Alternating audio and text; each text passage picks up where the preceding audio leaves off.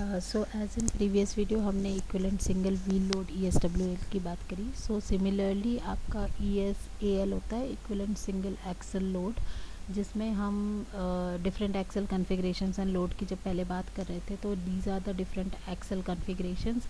Single axle है, tandem axle है, आपका single axle with dual wheel है एंड ट्राइडम एक्सल है। सो हर टाइप के एक्सल कॉन्फ़िगरेशन के लिए यहाँ पे लीगल एक्सल लोड आपको गिवन है 6 tons, 18 tons, 10 tons and 24 tons. What we basically again need to do is कि हमें ये जो आपके एक्सल लोड्स हैं इनको कन्वर्ट करना है फॉर मल्टीपल एक्सल्स के लिए, इनको कन्वर्ट करना है इक्विवेलेंट सिंगल एक्सल लोड पे। नाउ जो स्टैंडर्ड आपका एक्सल लोड होता है which has been specified by IRC वो आपका 80 किलो न्यूटन्स और 8 टन्स का होता है for a single axle with dual wheel assembly. And legal axle load आपका 10 टन्स का होता है, दैट इज़ 100 किलो न्यूटन्स का कंसिडर किया जाता है। नाउ सी, जब हम ये इक्विवेलेंट सिंगल एक्सल लोड की बात कर रहे हैं तो हम इसमें दो फेलियर क्राइटेरियाज कंसिडर करते हैं for considering the deformation which has been produced on the pavement because of the varying axle load, that is the axle load is also varying और उसके number of repetitions also vary कर रहे हैं। तो उनकी वजह से जो deformations produce होते हैं वो basically दो आपके major deformations या major failure criterias consider किए जाते हैं। एक आपका रटिंग फेलियर होता है, रटिंग का मतलब होता है सेटलमेंट्स, जो कि आप इस फिगर में देख सकते हैं। एंड फटीग मतलब होता है कि development of alligator type cracks which are observed on the surface, जो आपको सरफेस पे दिखाई देते हैं। Basically these two failure criterias are due to the compressive strain and the tensile strains which are developed because of the axle load which has been working or which has been traveling on that particular highway. So अगर आपके ये different layer है, this is your bituminous layer. So if there is tensile strain which is acting at the bottom of this bituminous surface, तो इसकी वजह से आपका surface पे यहाँ पे क्रैक्स डेवलप होते हैं। So this is known as fatigue failure और fatigue cracking because of the tensile strain which is acting at the bottom of the bituminous layer. And ये आपका सबग्रेड है। So the compressive strain which is acting on vertical strain और compressive strain which is acting on above of the subgrade, इसकी वजह से आपकी rutting develop होती है, दैट इज़ सेटलमेंट्स डेवलप होते हैं। तो जो भी आपका वर्टिकल स्ट्रेन एक्ट कर रहा है सबग्रेड के अपर मोस्ट लेयर पे, सबग्रेड के अपर लेयर पे, उसकी वजह से जो भी सेटलमेंट्स आपके सबग्रेड में होंगे वो आपके सरफेस पे एज अ सेटलमेंट इस तरीके से रटिंग फेलियर की तरह दिखाई देंगे।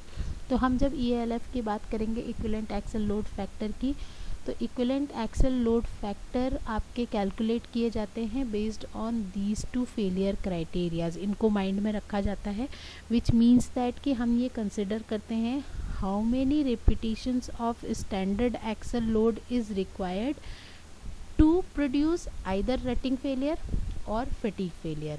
हम इन दोनों फेलियर क्राइटेरियाज को कंसिडर करके equivalent axle load factor consider करते हैं। तो आपका equivalent axle load EALF is based on fatigue cracking model or rutting cracking model. So this NF and ND, it indicates number of repetitions of standard axle to produce fatigue cracking or number of repetitions of standard axle to produce rutting cracking. Now जब हम fatigue और rutting की बात कर रहे थे तो उसमें अगर आपका पूरे पेमेंट सरफेस पे if it is more than 20% of fatigue failure तो आपका पेमेंट कंसिडर किया जाता है failed. Similarly if the rutting depth is more than 20 mm तो आपका फेलियर कंसिडर किया जाता है, that is the payment consider किया जाता है कि it is failed. Now taking into account this, see this equation F1, F2 and F3, there are three constants which are incorporated here in NF and similarly in ND, F4 and F5. So हमें मतलब है अभी फ़िलहाल यहाँ पे F2 and F5 से F2 की value in case of fatigue failure it is 3.89 and approximately हम इसको 4 कंसिडर करते हैं। एंड सिमिलरली F5 की वैल्यू आपकी 4.5 होती है in case of rutting failure model. That is हम इक्विवेलेंट EALF और इसको हम इक्विवेलेंसी फैक्टर भी कहते हैं। That has been calculated the axle load divided by standard axle load, that is 80 tons EALF raised to power 4 if fatigue failure model is considered, and raised to power 4.5 if rutting failure model is considered. So let us understand this with with a simple example. What this says, that there is number of let the number of load repetition of this kilonewtons is 1000, 160 kilonewton का 100 times repetition हो रहा है और 40 किलोन्यूटन्स आपके 10,000 times repeat हो रहे हैं। तो हमें equivalent standard axle load consider करना है इफ़ द इक्विवेलेंस क्राइटेरिया और the failure criteria is considered to be the rutting. तो this type of questions are attempted that you have to make a table which specifies the load. So this is your 120, 160, 40 kilonewtons and number of repetitions of this 1000, 100 and 10,000. So what you need to first calculate is the EALF. इस load के corresponding आपका equivalent factor, equivalency factor क्या है या equivalent load factor क्या है, तो ये आप कैलकुलेट करेंगे। क्योंकि आपका रटिंग क्राइटेरिया कंसिडर किया गया है तो हम इसको 120 divided by this 80 is your standard axle load raise to power 4.5, 160 raised divided by 80 raised to power 4.5, 40 divided by 80 raised to power 4.5। आपकी यहाँ पे 3 वैल्यूज़ आ जाएंगी। नेक्स्ट आपको कंसिडर करना है PI, दैट इज़ ये आपने जो यहाँ पे निकाला है इनटू NI। तो यहाँ पे जो कुछ भी वैल्यू आएगी multiply by 1000 multiply by 100 multiply by 10,000. So you will get 3 different values.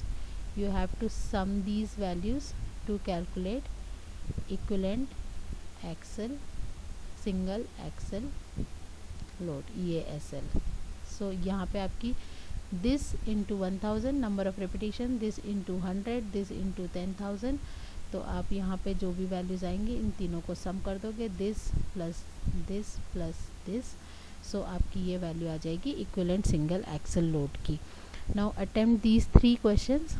First question is of ESWL।